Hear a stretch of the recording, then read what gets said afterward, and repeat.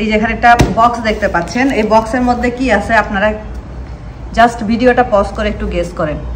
আমি জানি 95% মানুষ গেস ভুল করবেন। What kind of water do I need for wudu?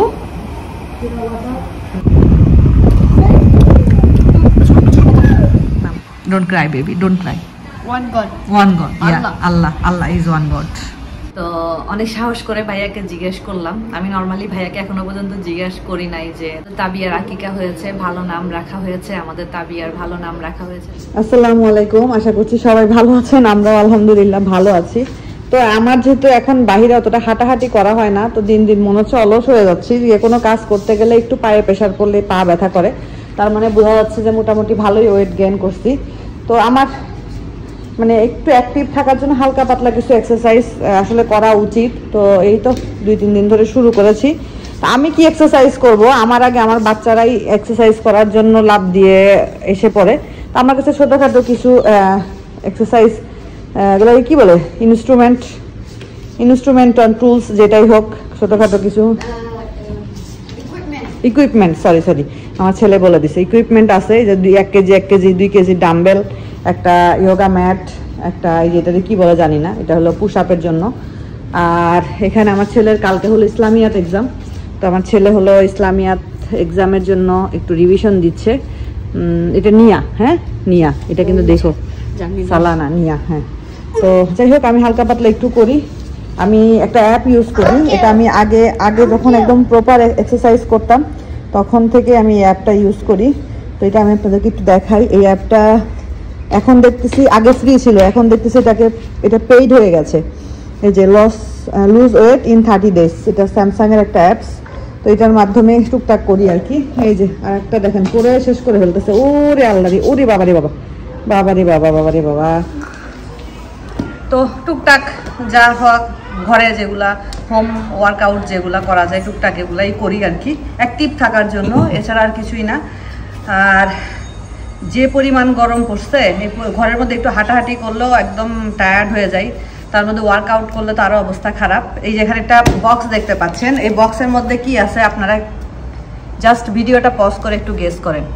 আমি জানি 95% মানুষ গেস ভুল করবেন, 5% কি আমার মনে হয় 99% মানুষই ভুল করবেন এই বক্সের মধ্যে কি আছে এটা। তো ভুল করারই কথা, কারণ এরকম আশ্চর্যজনক জিনিস কেউ অনলাইন থেকে অর্ডার করে না। কিন্তু আমি ফাতেহা নাজনীন নিশি অর্ডার করেছি, কারণ এটা আমি কোথাও পাচ্ছিলাম না। পরে আমার কাছে আমি যে কোনো কেউ কিছু বললে আমি আগে সেটার সাথে সাথে গিয়ে অনলাইনে সার্চ করি। অনেকে আমাকে অনলাইন কুইন বলে। যাই হোক, এটা একটা সুন্দর ছুরিটা নিচে রাখি উপাধি আর কি। তো এর মধ্যে যেটা আছে সেটা খুললে আপনারা দেখতে পারবেন, খুবই সাধারণ একটা জিনিস, বাট কেন অনলাইন থেকে অর্ডার করেছি সেটা আমি আপনাদেরকে বলতেছি। তো এটাকে আমি আগে ওপেন করে নেই। এটা সুন্দর প্যাকেট হয়ে এসেছে। এই মোটর সাইকেলের যন্ত্রণায় তো কোনো কথা বলা যায় না ঠিকঠাক মতো। তো ও বাবা ব্যাগ ইন বক্স। এটা হলো অরিজিনাল প্যাকেজিং, এটা ফেক প্যাকেজিং, এটা হলো জিনিসের অরিজিনাল প্যাকেজিং। এই যে এখানে লেখা আছে ফার্স্ট চয়েস সল্টেড বিস্কুট। আমি অনলাইন থেকে বিস্কুট অর্ডার করেছি। কি উল্টা? ও আচ্ছা, হ্যাঁ। এটা এক্সপোর্ট অনলি, এটা বাংলাদেশ থেকে এক্সপোর্ট হয়ে এসেছে মালয়েশিয়াতে, মালয়েশিয়ার লাজাদাতে। বাংলাদেশ বাবা তুমি একটু ওদিকে গিয়ে দাঁড়াও, হ্যাঁ ওদিকে গিয়ে দাঁড়াও। বাংলাদেশের অনেক প্রোডাক্ট, বাংলাদেশে অনেক প্রোডাক্ট, প্রাণ, তারপরে হলো এরকম কি জানি বলে অলিম্পিক, আরও অনেক ব্র্যান্ড আছে যেগুলোর প্রোডাক্ট মালয়েশিয়ার অনলাইন, বিশেষ করে লাজাদা শপিতে সেল হয়। শপির চাইতে লাজাদাতে বেশি সেল হয়।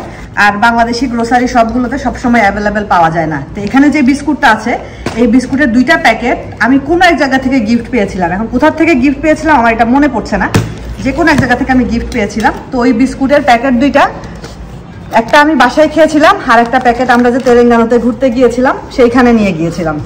তো এটা চা দিয়ে খেয়ে আমার কাছে এত মজা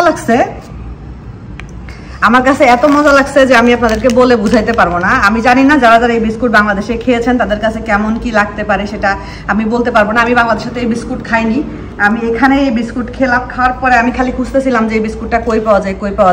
পরে হঠাৎ করে আমার মনে হলো আচ্ছা দেখি তো বাংলাদেশের অনেক প্রোডাক্ট লাজাদাতে পাওয়া যায়, তো লাজাদাতে একটু সার্চ করে দেখি। তো লাজাদাতে সার্চ করার পরেই প্রথম দিন দেখাচ্ছিল আউট অফ স্টক, ছিল না। একটু মনটা খারাপ হয়েছিল যে পাইলাম তাও আউট অফ স্টক। তারপরে গতকালকে আপনাদের ভাইয়াকে বললাম যে আমি একটু অনলাইন থেকে বিস্কুট অর্ডার করবো, তো আপনাদের ভাইয়া হাসতেছিল শুনে, তো তারপরে অর্ডার করে দিয়েছে। গত পরশুদিন অর্ডার করছে না গতকালকে?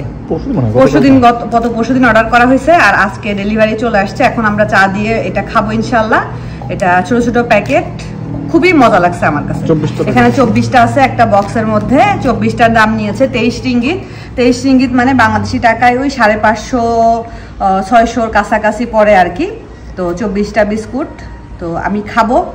আর যারা আমার কাছের মানুষরা আছেন তারা যদি আমার ভিডিও দেখে কেউ খেতে চান আমাকে জানাবেন, আমার বাসায় চলে আসবেন, 1 কাপ চায়ের সাথে বিস্কুট খেয়ে যাবেন, দাওয়াত রইল।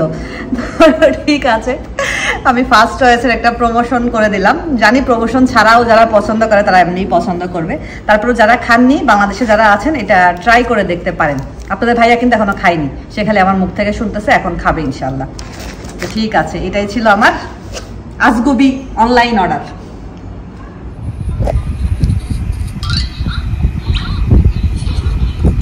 পাতলা পাতলা দিঘা বই একটু সাউন্ড করো তোমার কেমন?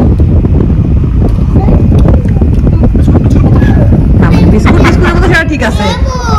বিস্কুটের একটা বিস্কুটের টেস্ট এক রকম। তুমি বসো, আমি তোমাকে দিচ্ছি, বসো। বিসমিল্লাহ। আমার ছেলে আবার চা দিয়ে বিস্কুট খাওয়ার অবস্থা, ওইটা দিয়ে দাও। হ্যাঁ বলো, হ্যাঁ বলো।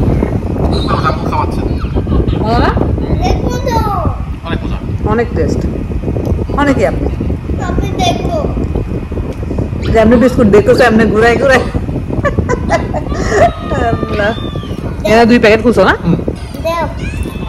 ট্রাভেলিং, তুমি যখন আফটার প্রেয়ারের পরে দোয়া করলে আল্লাহ অবশ্যই কবুল করবে। লাস্ট 1/3 অফ দ্য নাইট মানে হলো ফজরের আগে তাহাজ্জুদ, তখন যদি তুমি দোয়া করো আল্লাহ সেটা কবুল করবে। আর হোয়েন ইট ইজ রেইনিং, যখন রেইন হয় তখন তুমি যেটা দোয়া করবে আল্লাহ ওটা তোমার ফুলফিল করবে। আর যখন তুমি ট্রাভেল করো মানে বিভিন্ন জায়গায় যখন ঘুরতে যাও ওই সময় যদি তুমি দোয়া করো ওইটাও আল্লাহ তোমার দোয়াটা কবুল করবে। আর ডিউরিং সুজুদ, তুমি যখন সিজদা করবা, নামাজে সিজদা করবা, তখন যদি দোয়া করো তখনও আল্লাহ কবুল করবে। ওকে, আচ্ছা এবার ম্যানার্স হোয়েন মেকিং দোয়া, এটা বলো। Manners, raising your hands up. Okay, সে আমিনটা সবার পরে তুমি স্টেপ বাই স্টেপ বলে যাও। Raising your, raise up your hands and অবশ্যই তোমাকে কিবলার দিকে ফেস করতে হবে। ম্যানার্স মানে কিবলার দিকে ফেস করতে হবে এমন কোনো কথা নাই, করলে ভালো। ম্যানার্স। ওকে ওকে, ওই দিকে তাবিবও পড়তেছে, তার বাবা পড়াচ্ছে তাকে। Read in the name of your Lord who created man from a clot of blood. তাহলে কি এটা কি বুঝলা? থার্ড টাইম কি বলছে? The third time Jibril embraced him and said, read in the name of your Lord who created man from a clot of blood. মানে man কিভাবে create হয়েছে? Clot of blood. আর থার্ড টাইমে ওকে মুহাম্মদ সাল্লাল্লাহু আলাইহি ওয়াসাল্লামকে জিবরিল আলাইহিস সালাম বলছে যে তুমি এটা বলো, তাই তো? থার্ড টাইমে বলছে। ওকে ওকে, নাও তারপরে যাও। Waraqa, the wise man. ও হচ্ছে ইসলাম জানতো, এই সবগুলি রিলিজিয়ন জানতো। আচ্ছা, লাইক কোনো ইসলামই ছিল না। হ্যাঁ, ওয়াইজ ম্যানটা only the wise man Waraqa জানতো ইসলাম, আর কেউ জানতো না। অনলি ওয়ারাকা জানতো ইসলাম। মুহাম্মদ জানতো না, কারণ মুহাম্মদ তো তখনও আল্লাহ তাকে কোরআন নাজিল করেনি, তখনও মুহাম্মদ জানতো না যে Islam what is Islam. Only Waraqa জানতো যে ইসলাম। ওকে, নাম মনে থাকবে, Waraqa the wise man. Okay, এবার এটা পড়ো। After Muhammad sallallahu alaihi wasallam calmed down, Khadija. What kind of water do I need for wudu?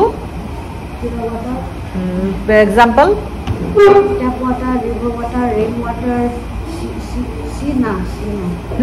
sea water also. Sea water, salt water. Salt water is pure water. এখানে বলছে what kind of water we need to use wudu. হ্যাঁ, আমার ছেলে emotional হয়ে গেছে, আমার ছেলে কাঁদতেছে। কেন কাঁদতেছে সেটা আমি আপনাদেরকে বলতেছি। আমিও ইমোশনাল হয়ে গেছি এত সুন্দর কিছু কথা এখানে আছে। আমার ফ্ল্যাশ লাইটটা ফোকাস করতেছে, এটা হলো খুশু নিয়ে আছে, আমরা তো জানি খুশু।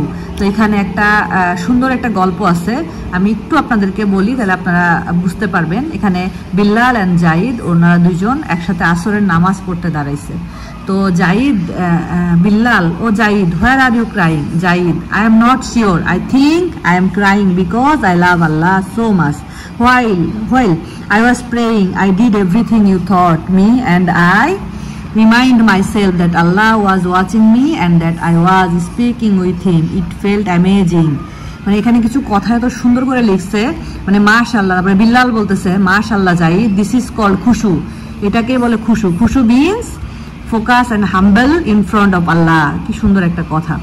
তো এটা নিয়ে একটা সুন্দর স্টোরি আছে, এটা আমি তোষানকে যখন শেখাচ্ছি, কারণ ওদের তো কালকে ইসলামিয়াত এক্সাম, আমার ছেলে ইমোশনাল হয়ে গিয়ে তার চোখ দিয়ে পানি চলে আসছে। এটাই আল্লাহর প্রতি ভালোবাসা। Allah is one God. Yes. Don't cry my boy, don't cry. You are amazing person. Everyone please pray for my son.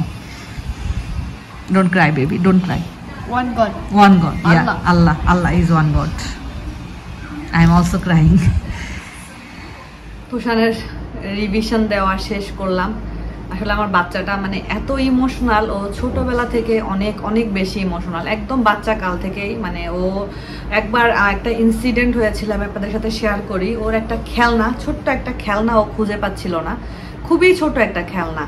তো ওই খেলনাটা যেদিনকে খুঁজে পাইছে ও, আমার কোনো একটা ভিডিওতে হয়তো বা ওইটা আছে সম্ভবত, যেদিনকে ওর ওই খেলনাটাও খুঁজে পাইছে, ওর বয়স তখন 4 এরকম হবে।